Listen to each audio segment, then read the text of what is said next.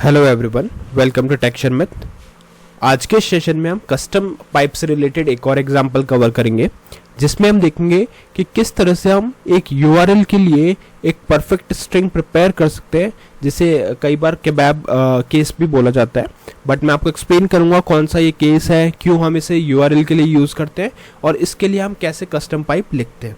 ठीक है, but session शुरू करने से पहले जस्ट एक रिकमेंडेशन है कि अगर अभी तक आप लोगों ने पहले वाले सेशंस नहीं देखे हैं तो आप पहले उनको देख सकते हो, क्योंकि जो पूरी प्लेलिस्ट है एक प्रॉपर सीक्वेंस और सिंक में है। तो अगर आप उसको सीक्वेंशियली ही फॉलो करोगे तो और भी ज़्यादा इजी रहेगा आप लोगों के लिए ऑनगोइंग टॉपिक को समझना और उसको इम्प्लीमेंट करना। क्योंकि अभी के लिए हमारा मेन टास्क क्या है कि कैसे हम एक स्ट्रिंग को परफेक्ट यूआरएल में कन्वर्ट करने के लिए कन्वर्ट करते हैं। ठीक है, जिसको केबाब केस भी बोला जाता है। तो अब इस चीज़ को इम्प्लीमेंट करने के लिए हम क्या करेंगे, सबसे पहले आप देख रहे हो यहाँ पे app.component.html फाइल, जहाँ पे एक हेडिंग लिखी हुई आ रही है angular 19 course by texture math. इसके बाद अपना एजेंडा लिख देते हैं आज का, कि आज का हमारा क्या केस है, कस्टम पाइप। ठीक है, यहाँ आएगा custom pipe for kebab case, और इसमें ब्रैकेट में डाल देते हैं URL string, simple URL string with hyphens. ठीक है, ये अपना यहाँ पे आप लिख भी सकते हो हाइफन्स। ये अपना आज का मेन टारगेट रहेगा, इसको आज हमें पढ़ना है। ठीक है, इसको भी हम हेडिंग ही बना देते हैं, तो H2 लिख देते हैं यहाँ भी, और इसको भी H2 कर देते हैं। परफेक्ट, ये हमारा आज का मेन टॉपिक है। अब इस चीज़ को इम्प्लीमेंट करने के लिए सबसे पहला स्टेप क्या होता है, पाइप क्रिएट करना है। तो पाइप क्रिएट करने के लिए अपन यहाँ चलेंगे और यहाँ लिखेंगे ng एंगुलर जी जनरेट पी पाइप, और पाइप का कहाँ पाइप क्रिएट करना है, फोल्डर के अंदर है ना। तो यहाँ लिखेंगे माई पाइप्स स्लैश, और उसके बाद में आपका जो भी पाइप का नेम है, तो मैं यहाँ पे दूंगा इसको नेम स्ट्रिंग यूआरएल स्ट्रिंग। ठीक है, तो ये नेम देते हैं यूआरएल स्ट्रिंग। ठीक है, और इसको कर देते हैं अपन यहाँ से एंटर। तो ये कुछ सेकंड्स के लिए वेट करेगा, और फिर आपके माई पाइप्स फोल्डर के अंदर दो फाइल्स ऐड हो जाएंगी। पहली जो फाइल है वो है url_string.pipe.spec.ts, इसको हम टच नहीं करेंगे, ये एज इट इज़ रहेगा, इसमें कोई चेंजेस नहीं करना। फिर है हमारे पास url_string.pipe.ts, जिसमें हमारा मेन लॉजिक आएगा, और यहाँ पे हम सारी चीज़ें इंप्लीमेंट करेंगे जो हमारे स्ट्रिंग को कन्वर्ट करेगी प्रॉपर यूआरएल में। ठीक है, यहाँ तक क्लियर है। अब नेक्स्ट हमें क्या करना था, पाइप क्रिएट हो गया। पाइप क्रिएट करने के बाद उसको रजिस्टर करना है। अब रजिस्टर करने के लिए क्या होता है, नेम को यूज करना होता है, बट वो ये नेम नहीं है। ठीक है, वो होता है फाइल का नेम। ये इंटरव्यूज में भी कई बार क्वेश्चन आता है कि कौन सा नेम आप कंसिडर करोगे, ये नेम या पाइप का नेम। तो आपको पाइप का नेम यहाँ पे यूज करना होता है। ठीक है, तो इसको यूज करने के लिए, अब इसको रजिस्टर करने के लिए क्या करना है, app.component.ts पे जाना है, इंपोर्ट सेक्शन में जाना है, और यहाँ पे लिखना है यूआरएल। और जैसे आप यूआरएल लिखोगे तो यूआरएल यहाँ पे हमने स्ट्रिंग, हमारे फाइल का नेम क्या था, यूआरएल स्ट्रिंग ना, तो यहाँ पे लिखते हैं यूआरएल स्ट्रिंग पाइप। ठीक है, तो ये यहाँ पे मिल जाएगा। और मैं सजेस्ट करूँगा यूआरएल मत रखना इनिशियल, क्योंकि देखो आप यहाँ पे बहुत सारी चीज़ें हैं ना ऑलरेडी, तो थोड़ा सा मीनिंगफुल नेम और भी दे सकते हो, बट ठीक है मिल जाएगा। अगर आपने लिखा है तो भी कोई प्रॉब्लम नहीं है, बट इन केस अगर आप कोई मिस्टेक अवॉइड करना चाहते हो तो उस केस में आप कुछ और भी प्रीफिक्स ले सकते हो। तो हमने यहाँ पे ले लिया यूआरएल स्ट्रिंग पाइप, क्योंकि यूआरएल से काफ़ी सारी चीज़ें थी, इसलिए मैंने जस्ट आपको सजेस्ट किया। ठीक है, तो ये पाइप इंपोर्ट हो गया। अब इस पाइप को इंपोर्ट करने के बाद में हमें चलना है app.component, ये रजिस्टर हो गया मतलब यहाँ पे। ठीक है, रजिस्ट्रेशन हो गया। तो अब चलते हैं वापस से हमारे मेन पाइप वाले पोर्शन पे, और उससे पहले चलेंगे app.component.html पे रिक्वायरमेंट समझने के लिए। ठीक है, क्योंकि पाइप क्रिएट हो गया, पाइप रजिस्टर हो गया, अब रिक्वायरमेंट समझना है, और उस रिक्वायरमेंट के अकॉर्डिंग लॉजिक लिखना है, और फिर उस लॉजिक को वेरीफाई करना है आउटपुट में।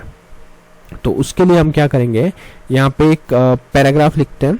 इस पैराग्राफ में लिखेंगे स्ट्रिंग, नॉर्मल स्ट्रिंग। ठीक है, यहाँ पे लिख देते हैं नॉर्मल स्ट्रिंग, और ब्रैकेट में डाल देते हैं without pipe, without custom pipe. ठीक है, ये हमारा फर्स्ट थिंग हो गया, normal string without custom pipe. Colon देंगे, कॉलन के बाद में डबल कर्ली ब्रेसेस देंगे, और इसके अंदर जो भी आपकी स्ट्रिंग है, सपोज मेरे को लिखना है यहाँ पे मैं ऐसे लिख देता हूँ टेक्सचर मैथ। ठीक है, ये मेरा स्ट्रिंग लिखा हुआ है। ठीक है, टेक्सचर मैथ, और आप चाहो तो इसके आगे .com या जो भी आपको लिखना है वो भी लिख सकते हो। अब मुझे क्या करना है, इस स्ट्रिंग को, ये तो नॉर्मल स्ट्रिंग है, तो अगर इसका आउटपुट दिखें तो कुछ इस तरह से आएगा, ng serve -, ओपन एंटर। कुछ सेकंड्स का हम वेट करेंगे और फिर आउटपुट में हम चेक करेंगे तो आउटपुट क्या आ रहा है। देखो पहले हेडिंग आ रही है एंगुलर 19 कोर्स बाय टेक्सचर में, जो मेन हेडिंग थी। फिर हेडिंग 2 आ रही है custom pipe of kebab case URL string with hyphens, और फिर हमने यहाँ पे लिखा normal string without custom pipe जो आ रहा है टेक्सचर में .com। ठीक है, अब हमारी रिक्वायरमेंट क्या है, देखो यहाँ पे यह .com एक बार के लिए मैं हटा देता हूँ, अदरवाइज आप कंफ्यूज हो गए, इसको टेक्सचर में ही रखते हैं। ठीक है, अब हमारी रिक्वायरमेंट, या फिर आप लिख सकते हो एक और चीज़ इसमें, तो थोड़ा सा बड़ा स्ट्रिंग हो जाएगा, दी टेक्सचर में पॉडकास्ट। ये सपोज आपके पास एक वर्ड आ रहा है पूरा। ठीक है, इसमें क्या है, स्पेसेस ज़्यादा हैं तो इजी होगा समझना।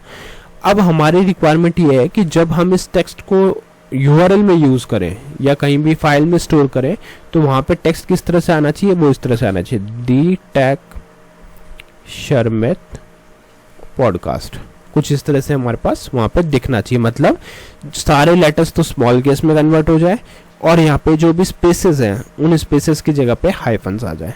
ये अपनी रिक्वायरमेंट है, क्या हो, सारे जो केस हैं वो स्मॉल केस में आ जाए और स्पेस जहाँ पे भी है वहाँ पे हाइफन से रिप्लेस हो जाए। तो अब इस चीज़ को इम्प्लीमेंट करने के लिए अपन लिखेंगे अपना लॉजिक कहाँ पे, कस्टम पाइप के अंदर। ठीक है, तो चलते हैं कस्टम पाइप के अंदर।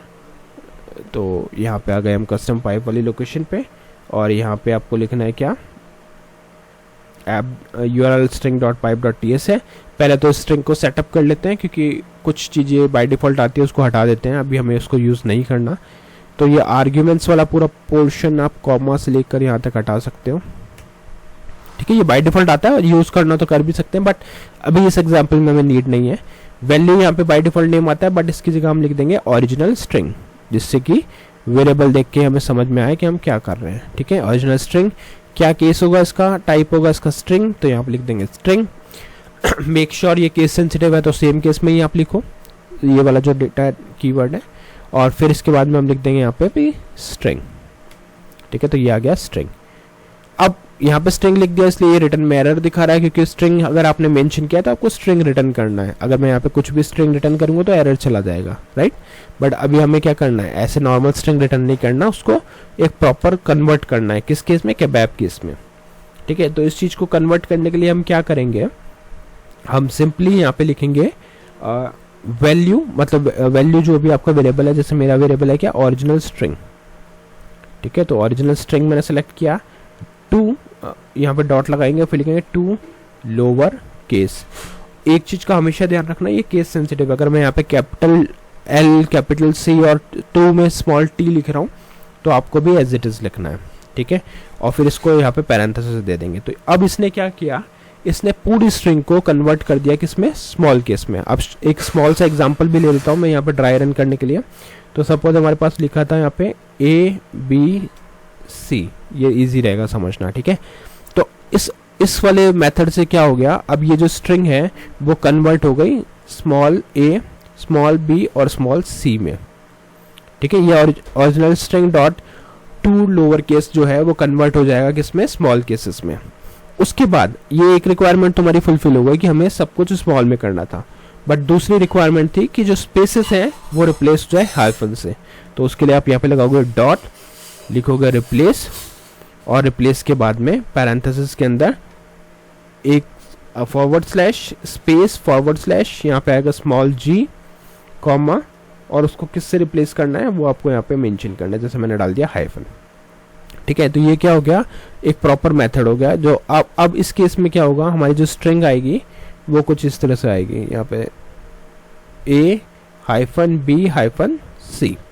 ठीक है, ये कोड नहीं है, ये जस्ट मैं एक्सप्लेन कर रहा हूँ आपको। तो इसको हटा देते हैं अभी, यहाँ से सेव करते हैं, आउटपुट चेक करते हैं। तो यहाँ पे पहले लिखते हैं यहाँ पे, तो इधर जाके P लिखेंगे, पैराग्राफ स्ट्रिंग फॉर URL, और यहाँ लिख देते हैं विद कस्टम पाइप।